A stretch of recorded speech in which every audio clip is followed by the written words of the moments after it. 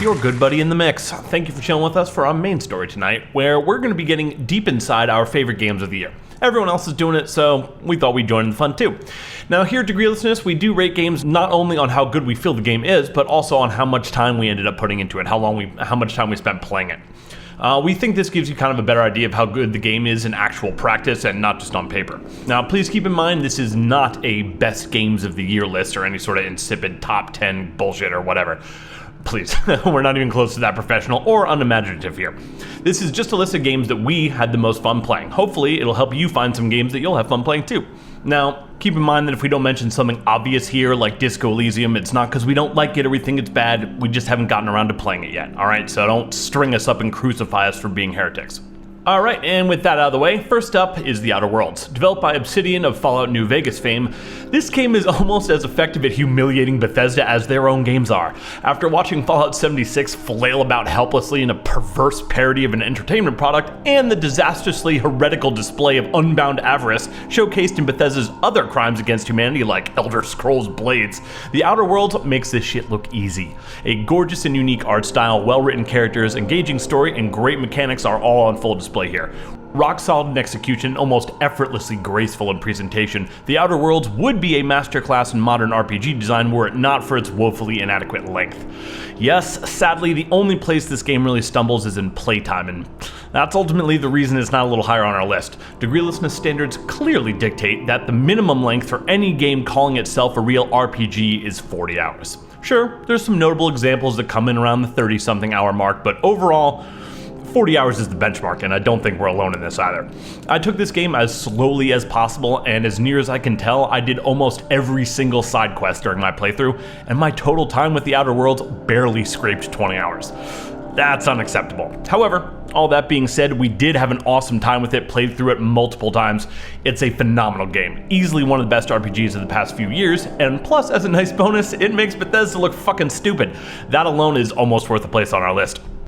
And next on our list is Metro Exodus. As some of you may have noticed, here at DEGREELESSNESS we really love our FPS games.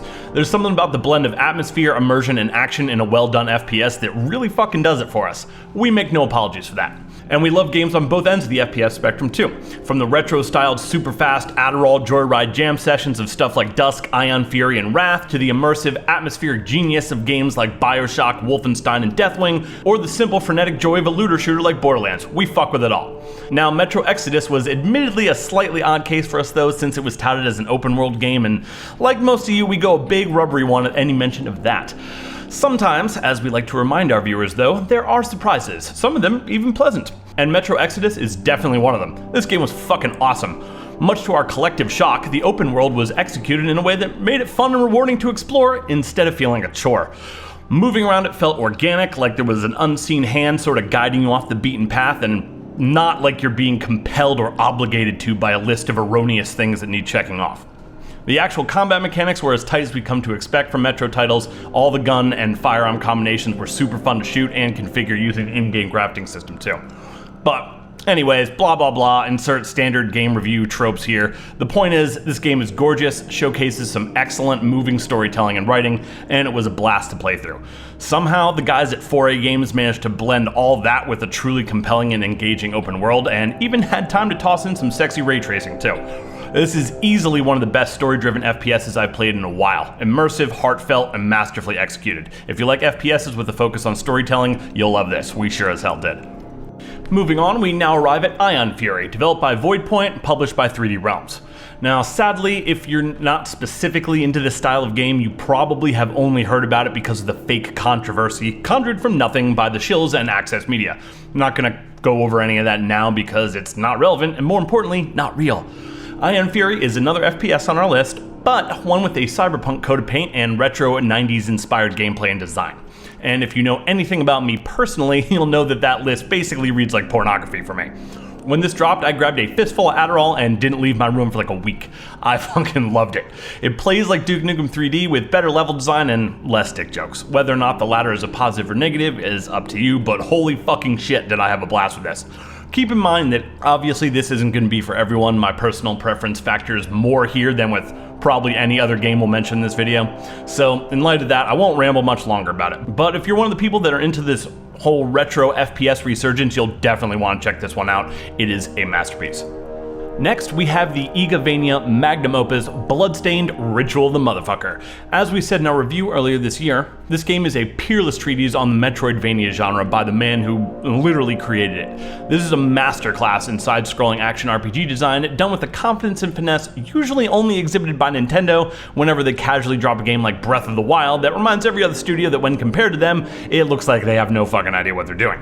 This is the kind of game where as soon as you realize how much fun you're having with it, you immediately begin dreading reaching the end of it. So you try to do everything you can to put off actually finishing it for as long as possible. You know what I'm talking about. That's what kind of game this is, and it's fucking awesome. Such a great feeling when you discover a new game that makes you feel that way. Now, make no mistake, this is the standard to which all Metroidvania games will now be judged. That's what we said in our review, and we stand by it. If you like Metroidvania games, you owe it to yourself to check this one out. It may not be the only game of its type to release this year, and Blasphemous certainly is giving it a run for its fucking money, but it is our favorite and it's fucking brilliant. Next is Legend of Zelda: Link's Awakening. What can we say about this game really that hasn't already been said? If you can enjoy something like this, you have a whirling vortex of despair where a soul should be and are probably incapable of experiencing joy. This game encapsulates everything you love about Zelda, executed with the kind of polish, delicacy, and attention to detail that only Nintendo seems to be capable of these days. I understand that this type of art style is probably not appealing to everyone, but come on, if you don't like this, you're probably an asshole. We adored this game, and so did everyone else who played it that has a heart, and with good reason. Go play this shit. And finally, we arrive at the end of this list with the game many people probably already guessed, Resident Evil 2. Yeah, we know everyone's been saying it, and sorry to be boring and predictable, two things we never try to be, but how incredible and successful this game is just cannot be understated or ignored.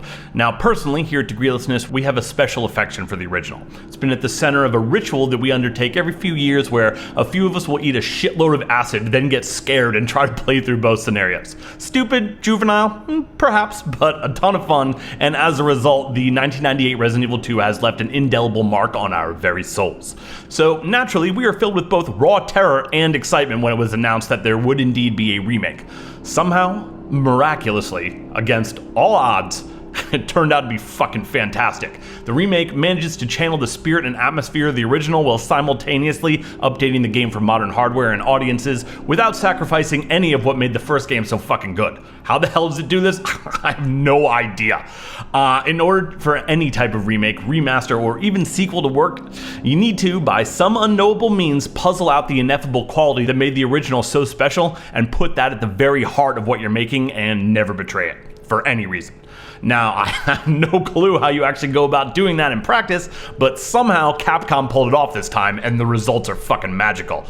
There may have been games that scored higher, more technically impressive like Sekiro, or more contentious like Death Stranding, but for those of us at DEGREELESSNESS, there was no game this year that we enjoyed more or played as much as Resident Evil 2.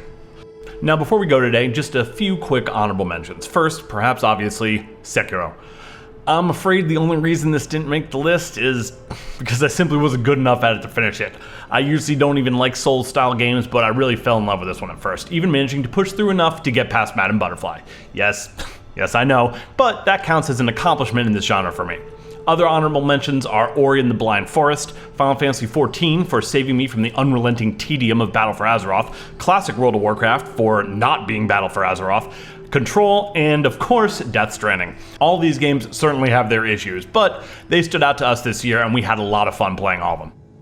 Okay, that about wraps this shit up. We were considering doing a worst shit of 2019 too, but upon further reflection, we realized that pretty much any game that came out containing microtransactions while simultaneously costing full or near full price fits that description.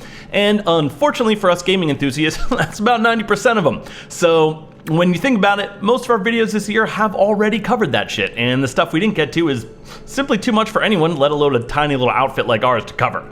So, there you have it. That's our take on the worst games of 2019. It's pretty much all of them. And that's going to do it for our final show of the year. It's been a crazy one for your boys here at DEGREELESSNESS. We took our first baby steps into the toxic and problematic world of online commentary, bravely suffering the comments and dislikes of outrageous internet oppression, all for one sole purpose: to hold this goddamn industry accountable for its innumerable crimes against the gaming public. And we're only just getting started. If you're among the growing number of people already fucking with us, please know that we truly love you today and that we love you all the way. And finally, don't like, don't comment, and never subscribe, because it doesn't matter if you win by an inch or a mile. Winning's winning. Ask any real racer.